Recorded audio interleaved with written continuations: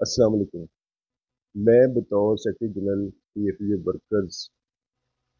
परवेज शौकत साहब के साथियों को और तंजीम के तमाम दोस्तों को ये पैगाम देना चाहता हूँ कि मौजूदा एफईसी जो है इसके हवाले से मेरे से कोई मुशावरत नहीं की गई,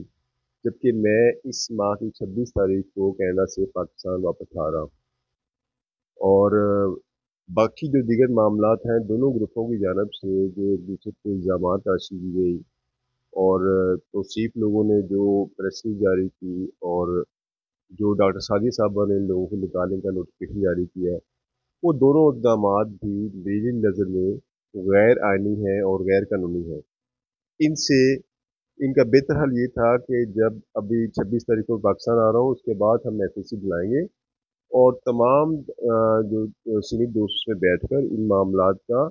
गैर जानबदाराना तौर पर जायजा लेंगे और जो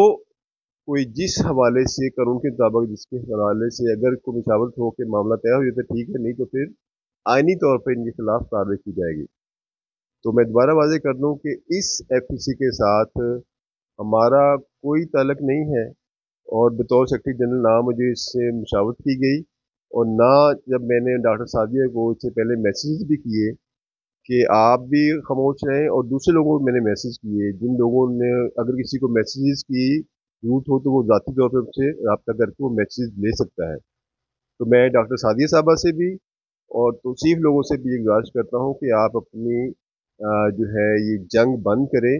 और परवेज शौकत साहब की काज को नुकसान ना पहुँचाएं। इस तरह तकसीम दर तकसीम का अमल होगा और जो कि परवेज शौकत साहब की रूह को भी इससे तस्लीमी मिलेगी और उसके साथ साथ जग हसाई का भी लोगों को मौका मिलेगा। आपका बहुत शुक्रिया।